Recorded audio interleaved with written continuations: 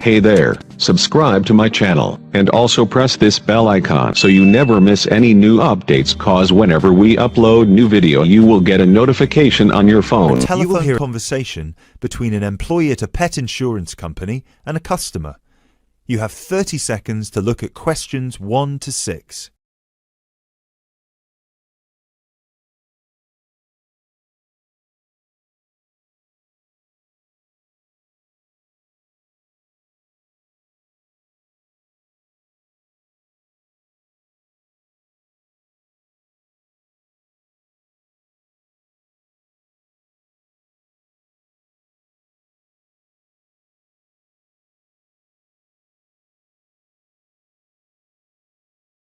Pet Protect UK, how can I help?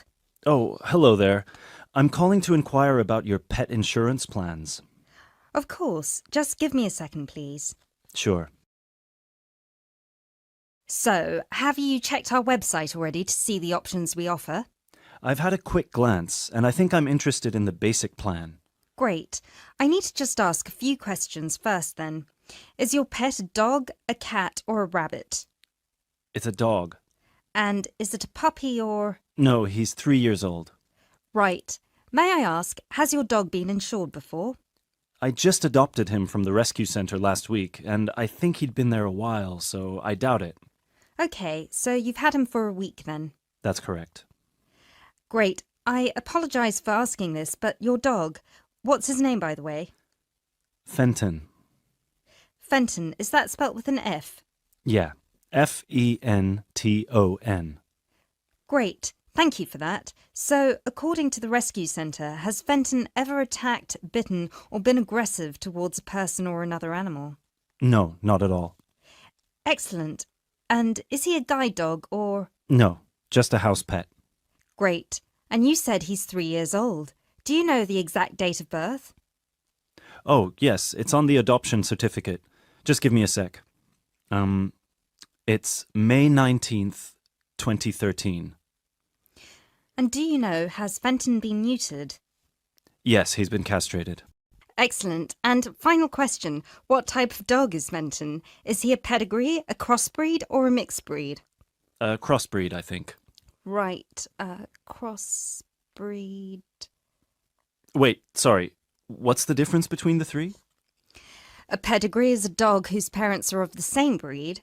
A crossbreed is from 2 different breeds, while a mixed breed is 3 or more. Then he's a mixed breed. Sorry about that. Right, no worries. So, could I take your full name, please?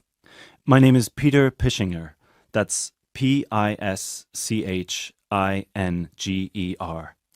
Right, thank you for that. And what's your address? That's 27 Cherry Drive, NW8 3HD. 3HD. And finally, a telephone number, please. 020-3634-7957. Thank you.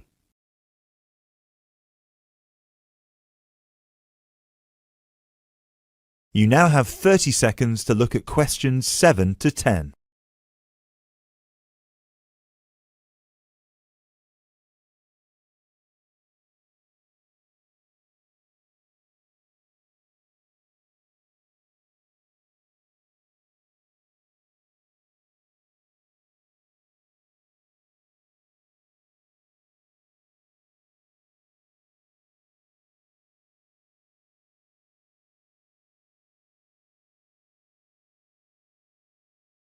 Now, you said you were interested in the basic plan. Is that correct? Yes, that's correct. May I ask, are you planning to switch insurance providers after the first year of your pet insurance, or is there a possibility you might renew with us? I haven't really thought about it. Why? The reason I'm asking is because if you plan to renew with us, it might be worth considering our premium or ultimate premium plan. With the basic plan, you will have to pay the same fee of £8 per month regardless of how long you stay with us. If you choose one of our other 2 plans, though, you will receive a discount for the first 6 months. You'll only have to pay £12 for premium and £15 for ultimate. And then, depending on your circumstances, you might be eligible for further discounts after your first year, depending on how many expenses you claim. If you claim less than £300, you'll have to pay the same as for the basic plan, but receive the cover provided by the premium plan. Huh. Is that something you might be interested in? I'll have to think about it. Is it possible to switch to one of the other plans later on? Yes, of course. You can always upgrade. Let's stick to the basic plan for now then, and then I might call you back to switch. No problem. So, what happens now? Well, first we would need you to come over with little Fenton so we can have a look at his documents and medical history. We'd also need you to get him to the vet for a quick checkup. All of this is standard procedure before we can proceed with the insurance plan.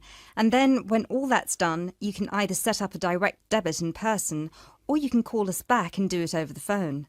Right. And the basic plan will cover...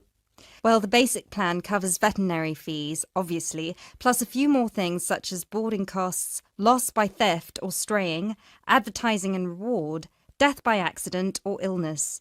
You can find a comprehensive list on our website, or I could forward it to you via email if you prefer. Thanks. I'll check the website. No problem. So, shall we book you an appointment so you can come over?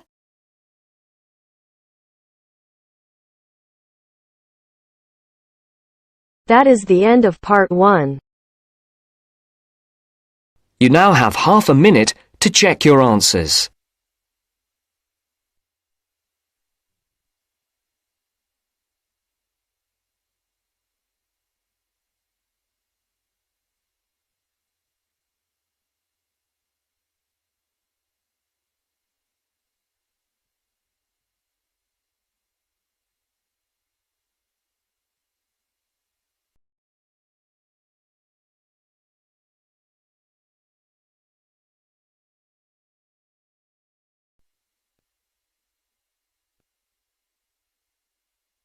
Now turns to part 2. Part 2. First, you have some time to look at questions 11 to 17.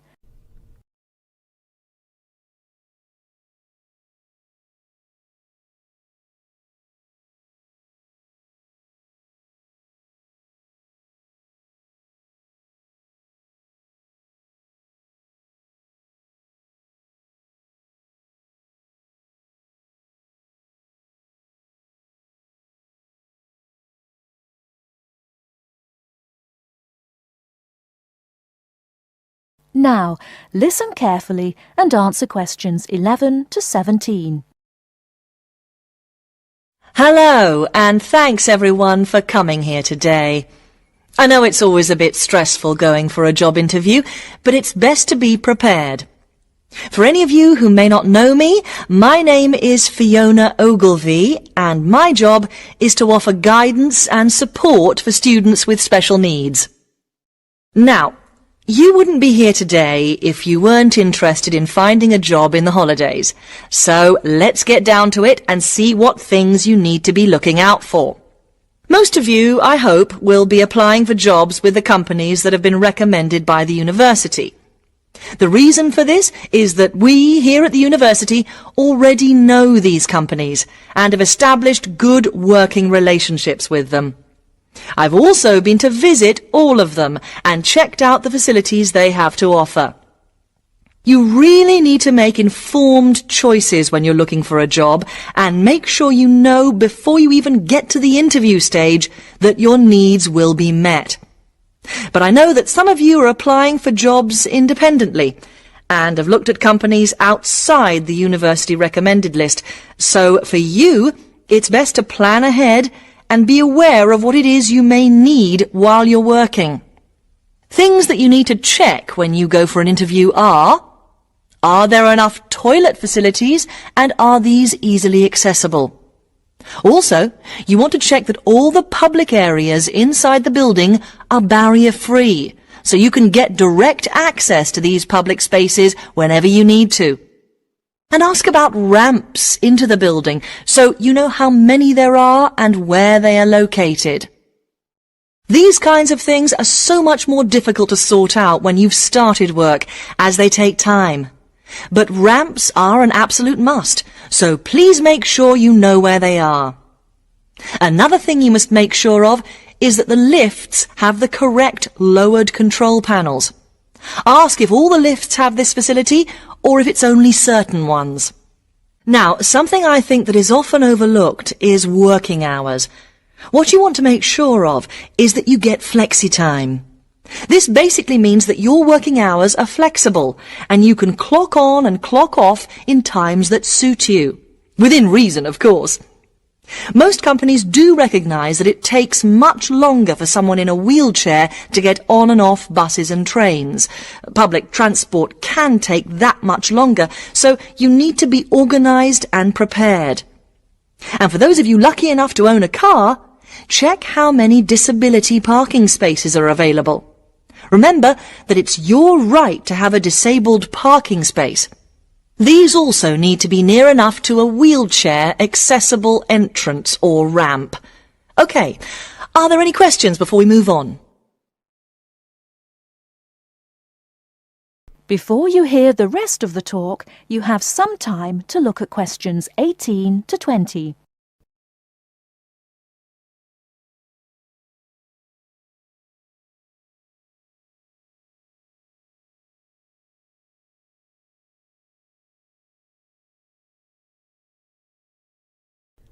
Now listen and answer questions 18 to 20.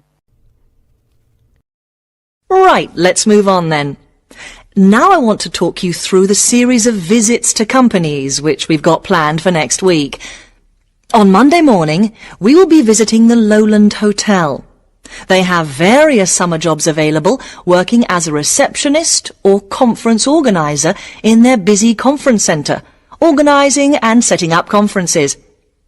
You need to be prepared for working in an office environment and spending quite a bit of time talking on the telephone.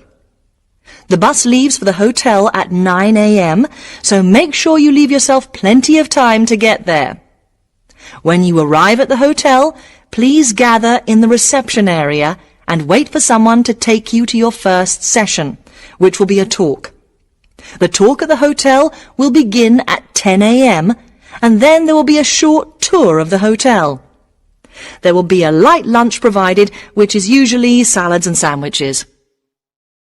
The next place we'll be visiting will be on Tuesday afternoon. We'll be going to visit a little local company that makes handmade paper and cards. For those of you studying art, this may be just what you're looking for. We'll be taken on a tour of the company which lasts 3 hours. The tour will start at 3:30 p.m. and after that you'll have a chance to meet some of the staff. Tea and coffee will also be provided. We have no trips planned for Wednesday, but on Thursday morning we'll be going to Tobago Travel Agency. This is a very popular choice amongst our students because you can get student discounts on holidays. We've booked a coach for this and it'll leave from outside the refectory at 8 a.m. You'll need to bring a packed lunch for this, so please don't forget. There is a little canteen where you can buy hot and cold food, but this is closed on Thursdays. Friday, we'll be having representatives from all the companies visiting us, so you will have a chance to ask any questions, and of course, put your name down on the list if you're interested in working for them over the summer. This event will take place in the main hall next to the library, and it'll run from 10:30 until 4. I really hope you make the most of this excellent opportunity to not only earn yourself some extra money, but also to gain experience of what it's like to work. And if you'd like to find out more, then please ask some of the students who worked last year. They're all wearing green badges and will be happy to speak to you afterwards. That is the end of part 2. You now have half a minute to check your answers.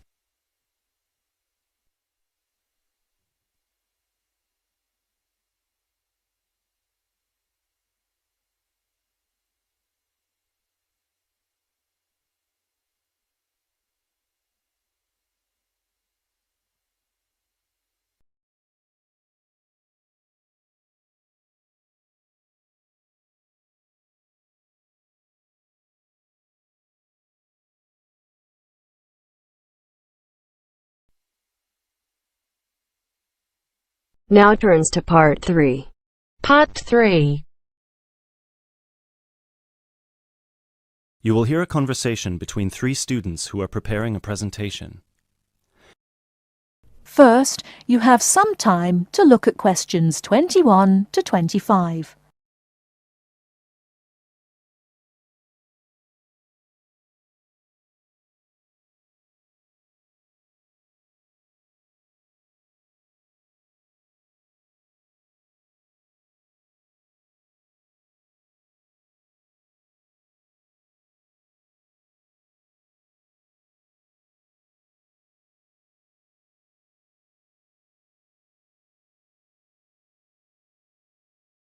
Now, listen carefully and answer questions 21 to 25. Hey guys! Oh, hey Gail, you made it. Yeah, sorry. I was stuck at the library paying late fees. Have you guys started going through the data yet? Yeah, we've already collated it and we've started designing the graphs we're going to use in the presentation. Oh, really? That's fast. Well, anyway, here's what we've got so far. Okay, so... Wow, 38% said they thought about quitting school in the first year. That's a huge number. Yeah, and only 10% said they were happy at school from beginning to end. Amazing, isn't it? Yeah, I thought the majority would be happy here. Well, just remember that about 30% of the school population are foreign students, and from the UK students, only 2% are actually from the area. So, I guess it makes sense that people would miss home. Yeah, but to want to actually quit school... Well, they didn't want to exactly, they just thought about it. Okay, so how should we organise the presentation? What did you guys decide? Well, Kevin and I were saying that we should start by explaining what the topic of our research was, and how we decided to collect the data. So, I'll start by saying that our topic was how first-year students felt a month after beginning school, and how their attitudes progressed and changed by the end of the academic year.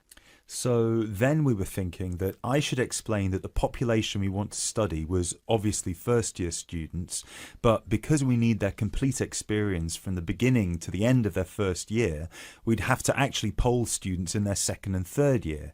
And then we said that you should explain how we access the population. So I'll say that we got the permission from the school to go to different classes from different departments and hand out the surveys in paper form, right? Right. And that it took us about 3 weeks to complete this part of our research. So then we need to describe the 3 different areas of focus of our survey. So Lindsay can do that. Say that the survey had 3 sections. The first one asking just some general questions about the age, gender, nationality and field of study of each student. Then the second one focused on how they felt in their first 6 months at school. And the third, how they felt in the summer after their first year was complete. That sounds good.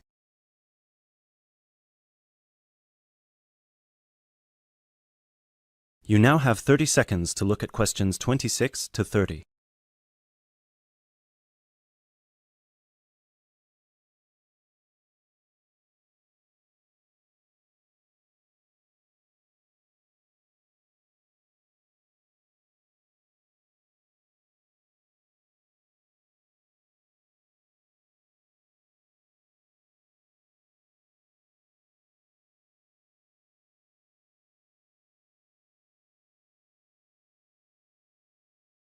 Okay, so let me see the breakdown.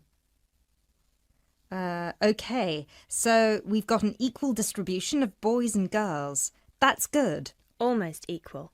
51% of the participants were boys, the rest were girls. Right, and 70% of the participants were British, while the other 30% were...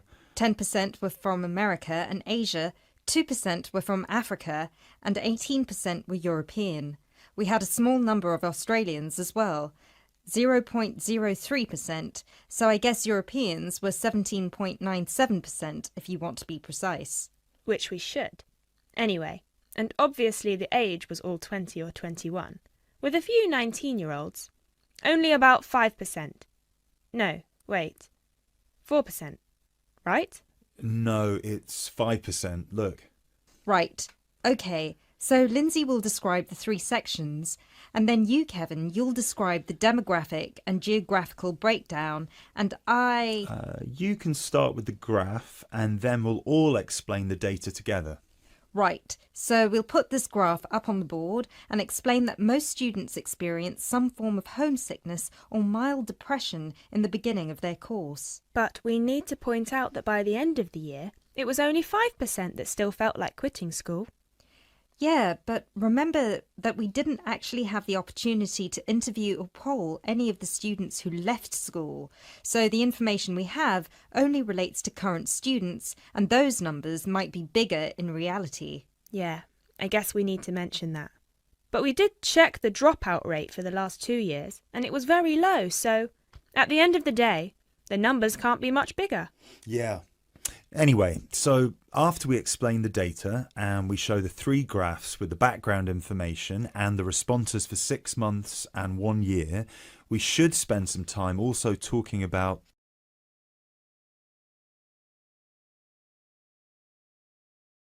That is the end of part 3. You now have half a minute to check your answers.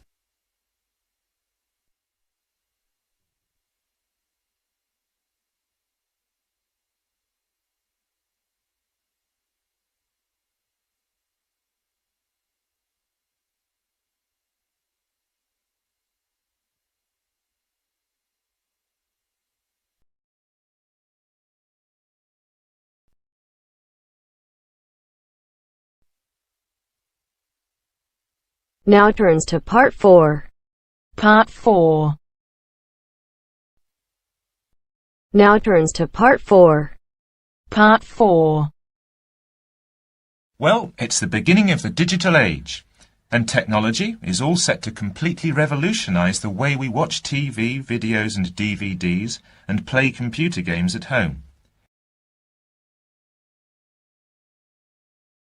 First, you have some time to look at questions 31 to 40.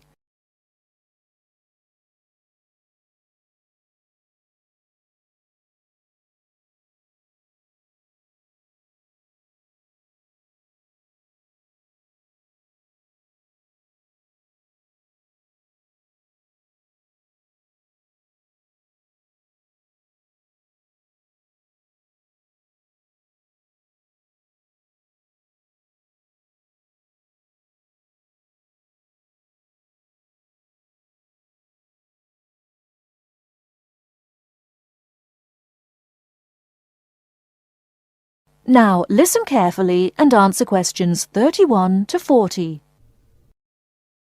Well, it's the beginning of the digital age, and technology is all set to completely revolutionise the way we watch TV, videos and DVDs and play computer games at home.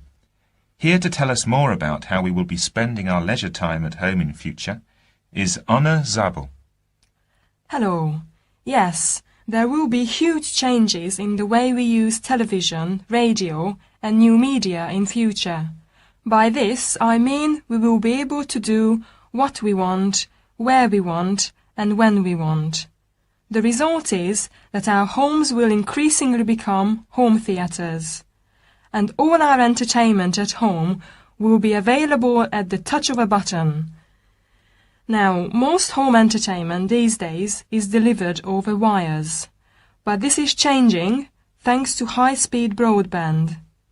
Downloading will become easier, and studios will eventually release movies, songs and video games directly to the consumer. So, for example, instead of a film opening on the big screen and eventually appearing on television, video and the internet, it can appear in all formats at once. This means that we will have more choice and control over the media we use. So, how will we use this media in our homes in future? There will be big changes in how we watch video and television. Several research groups and companies are trying to add depth to TV and other video displays in the form of a third dimension. So television and video screens will have depth. What do you mean by depth exactly? Do you mean 3D, like a hologram? That's right. When we say that a hologram has 3 dimensions, it means that we can see not only up and down and left and right, but forwards and backwards too. When we talk about dimensions, we call forwards and backwards depth. So when we say that a hologram has 3 dimensions, it means we can see up and down and left and right, just like a picture or photo. But we can also look into the hologram because the image it contains has depth. So instead of watching films on a flat screen, we will be watching them in 3D. Absolutely. Well, as we live in a 3D world, we shouldn't really be watching television and films in 2D. And the technology to make this happen is already there. 3D screens are being developed which can be placed throughout the house, even in busy areas of our homes, like doorways and halls. Now, these screens appear to float in air. So in the future, 3D holographic images will be sent into our homes, and we will be able to experience the action as if it is taking place right in front of our eyes. So, the action won't just look real, it will be real. Incredible! How does this technology work? Well, to get through 3D, each of your eyes has to see a slightly different image. 3D screens interweave multiple images in vertical stripes using special coatings and filters built into the screen. This means that each eye sees a different set of stripes. These screens are called lenticular screens. Now, these screens are easy to produce, and some laptop PCs and cell phones already have them. However, lenticular screens do have one disadvantage. The strain on the eyes and brain of putting together a 3D image from 2 flat ones can result in headaches and dizziness. But a few companies have developed a hologram 3D display which does not cause these problems. Instead of building images, then leaving them to the brain to put together, holograms create a whole image that reaches the eye exactly the way light from a real object does. You can even walk part of the way round a holographic image to see side and back views, just as you would do if the object was right in front of you. Twin holograms will let a couple watch 2 different programs on the same screen, even if they sit next to each other on the living room sofa. So no more arguing about which program to watch. That's right. Patio screens are being developed too. Patio screens? What are they exactly? Well, a patio screen is a big inflatable screen, which means you can take it outside your home and watch a film in your garden. Some patio screens are even equipped with DVD players, and some new ones may even have a wireless connection. Amazing developments there. Well, join us after the break when we will be talking. That is the end of part 4. You now have half a minute to check your answers.